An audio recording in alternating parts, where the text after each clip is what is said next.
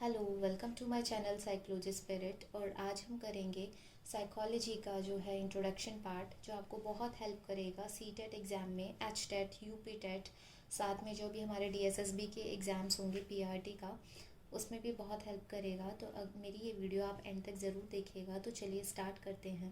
पहला जो क्वेश्चन है वो है कि मनोविज्ञान का जन्मदाता किसे कहा गया है। क्या है मनोविज्ञान का मतलब कि मनोविज्ञान जो है वो कहाँ से डिराइव हुआ है, वो कहाँ से आया है, वो कौन से सब्जेक्ट से निकला है।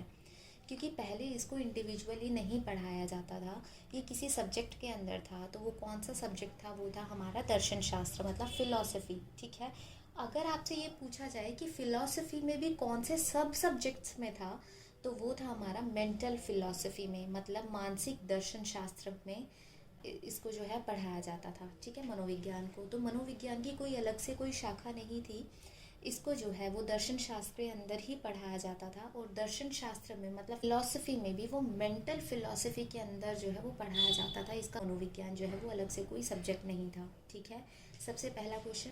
नेक्स्ट क्वेश्चन आता है, साइकोलॉजी जो है वो कौन सी भाषा से निकला है, कौन सी भाषा से डेराइव हुआ है, ये हमें बताना है। तो ये ग्रीक भाषा से डेराइव हुआ है। कौन, इसमें भी ये दो शब्दों से मिलकर बना है, साइकी और लोगस।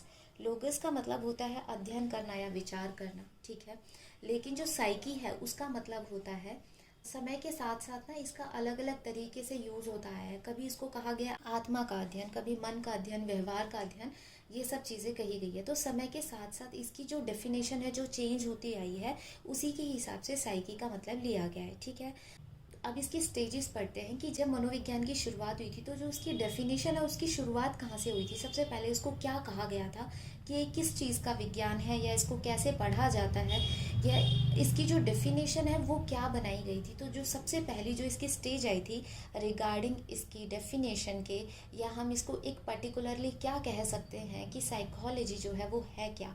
तो मनोविज्ञान जो है उसको कहा गया था आत्मा का अध्ययन। मनोविज्ञान को क्या कहा गया था, आत्मा का अध्ययन। ठीक है, स्टडी ऑफ सोल कहा गया था। अब स्टडी ऑफ सोल कहा गया, लेकिन लोगों ने इसके ऊपर जो है आलोचनाएं करनी शुरू की कि हम किसी की आत्मा का अध्ययन कैसे कर सकते हैं। ठीक है, तो इस पे बहुत सारी आलोचना हुई और आलोचनाओं के चलते इस वाली डेफिनेशन को हटाना पड़ा। ठीक है, कि हम लोगों की आत्मा का अध्ययन कैसे कर सकते हैं, आत्मा का अध्ययन करना कैसे संभव हो सकता है। ठीक है, तो इस वजह से ये वाली जो डेफिनेशन है स्टडी ऑफ सोल, इसको हटाया गया।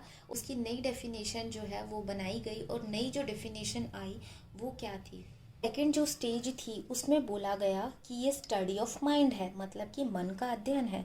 तो इसके ऊपर भी बहुत सारी त्रुटिपूर्ण क्वेश्चंस, या फिर हम कह सकते हैं कि इस तरीके की आलोचना हुई कि हम कैसे मन का अध्ययन कर सकते हैं किसी की। ठीक है ना, तो इसके ऊपर भी जो है वो प्रश्न चिन्ह लग गया, और इसको भी हटा दिया गया कि जो साइकोलॉजी है ना ही वो स्टडी ऑफ सोल है, ना ही वो स्टडी ऑफ माइंड है। हमने फिर तीसरी नई जो है वो डेफिनेशन खोजी, और उसका क्या था, साइंस ऑफ कॉन्शियसनेस, मतलब चेतना का विज्ञान। जो आप करते हैं अपने होश में रहकर करते हैं, आप पढ़ते हैं तो वो कॉन्शियसली पढ़ रहे हैं। ठीक है ना, जो आपकी चारों तरफ जो चीज़ें हो रही है और आप उसको घटित होता हुआ देख रहे हैं, वो क्या है, चेतना है हमारी। ठीक है, तो जो थर्ड स्टेज है उसको कहा गया कि ये चेतना का विज्ञान है। और इसके जो समर्थन में थे वो थे विलियम जेम्स और विलियम वुंट। ठीक है, कौन थे, विलियम जेम्स और विलियम वुंट थे। इसके बारे में अभी डिटेल में कौन सी लैब विकसित की थी, इन्होंने कौन सी बुक्स लिखी है, वो सब मैं चीज़ें आपको आगे बताऊंगी। लेकिन अभी हम सिर्फ साइकोलॉजी है उसकी जो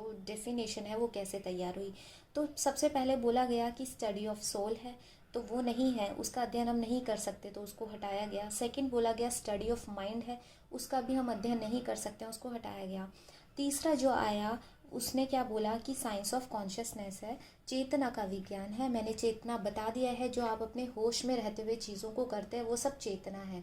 आप चीज़ों को याद कर रहे हैं, आप टीवी देख रहे हैं, तो आप वो कॉन्शियसली देख रहे हैं। ठीक है, तो इसके जो समर्थन में थे वो कौन थे, विलियम जेम्स थे और विलियम वुंट थे। जो विलियम वुंट थे उनके एक शिष्य थे एडवर्ड ब्रैडफोर्ड टिचनर।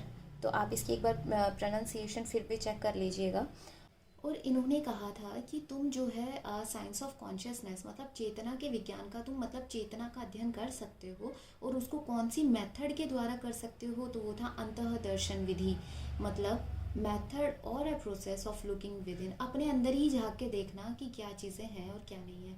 मतलब कि उन्होंने कहा कि हम चेतना का तो अध्ययन कर सकते हैं, लेकिन कौन से मेथड के द्वारा, तो वो था अंतर्दर्शन विधि, मतलब कि मेथड और a process of looking with him. ठीक है, लेकिन इसको भी हमने नकारा, इसमें भी बहुत सारा क्रिटिसाइज हुआ।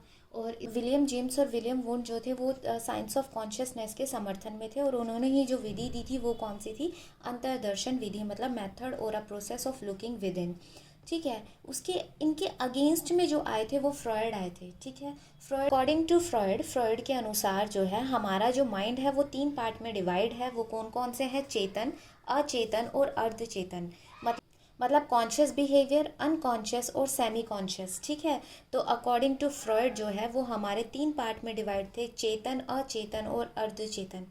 और थर्ड स्टेज में क्या कहा गया है कि क्या है, साइकोलॉजी चेतन का विज्ञान है, मतलब कि साइंस ऑफ कॉन्शियसनेस है। ठीक है, लेकिन फ्रॉयड के अनुसार जो कॉन्शियस बिहेवियर है वो हमारा 1/10 पार्ट ही है सिर्फ, बाकी तो ये 2 पार्ट्स हैं नहीं है। कॉन्शियस बिहेवियर तो सिर्फ हमारे माइंड का 1/10 भाग ही है। तो हम कैसे कह सकते हैं कि हम सिर्फ एक ही पार्ट का अध्ययन करेंगे, बाकी 2 का अध्ययन नहीं करेंगे।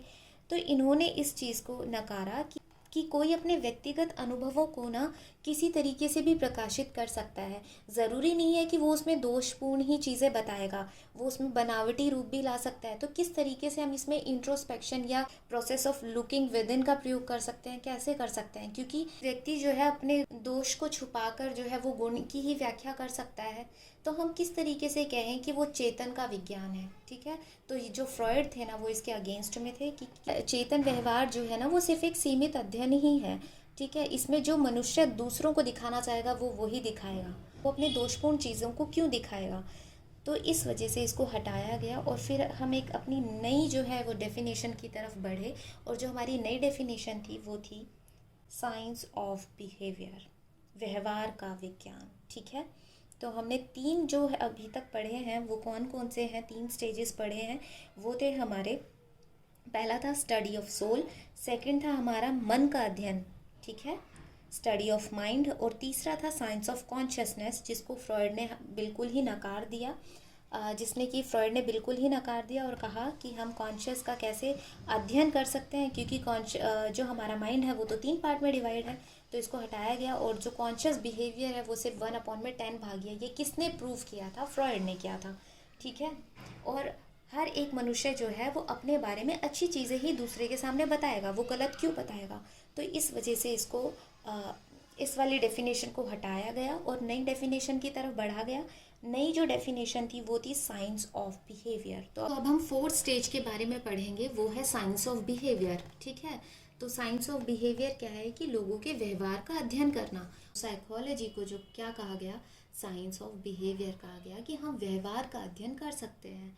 ठीक है, और इसके जो समर्थन में थे वो विलियम मैकडूगल थे, वॉल्टर पिल्सबरी थे और जेबी वॉटसन थे। सबसे पहला जो साइंस ऑफ बिहेवियर में काम किया था वो विलियम मैकडूगल ने किया था। ठीक है, हम बच्चों के व्यवहार को एनालाइज करके उनके बारे में बता सकते हैं। तो साइकोलॉजी का जो मतलब है, जो मनोविज्ञान का मतलब है वो क्या है, व्यवहार का विज्ञान है। तो व्यवहार का विज्ञान एक शॉर्ट डेफिनेशन है किसकी, मनोविज्ञान। तो मनोविज्ञान क्या है, व्यवहार का विज्ञान है। ठीक है, और इसके लिए जो काम किया था वो विलियम मैकडूगल ने किया था। वॉल्टर पिल्सबेरी जो थे वो इसके समर्थन थे, और जेबी वॉटसन भी व्यवहारवादी थे। ये थी हमारी 4th stage, science of behaviour. ठीक है, अब मैंने जो डेफिनेशन बताई थी कि साइकी प्लस लोगस बताया था मैंने आपको। तो साइकी का मतलब क्या था, आत्मा, मन और व्यवहार। मैंने बोला था इसमें, मैंने आपको बताया था कि इसमें समय समय पर इसकी अलग अलग डेफिनेशंस दी गई है। तो कभी इसमें आत्मा, मन या फिर व्यवहार का अध्ययन बोला गया। तो ये थी मेरी आज की वीडियो। अगर आपको मेरी ये वीडियो पसंद आई है तो लाइक, शेयर एंड सब्सक्राइब ज़रूर कीजिएगा मेरे चैनल को। साथ में बेल आइकन प्रेस कीजिएगा ताकि सबसे पहले आपके पास नोटिफिकेशन आ पाए। और कमेंट में बताइएगा कि आपको मेरी ये वीडियो कैसी लगी। तो मेरी जो नेक्स्ट वीडियो है क्वेश्चन के रिगार्डिंग आएगी, तो आप बने रहें मेरे इस चैनल पर। मेरे चैनल पर कुछ प्रीवियस वीडियोस भी पड़ी हैं जिसमें पियाजे की थ्योरी कवर करा रखी है, यूरी ब्राउन फैन ब्रेनर की थ्योरी कंप्लीट करा रखी है, और भी बहुत सारी थ्योरीज़ हैं। अगर आपको वो देखनी है तो मैं आपको डिस्क्रिप्शन में लिंक दे दूँगी, आप जाके वहाँ से देख सकते हैं। Okay, take care, bye bye.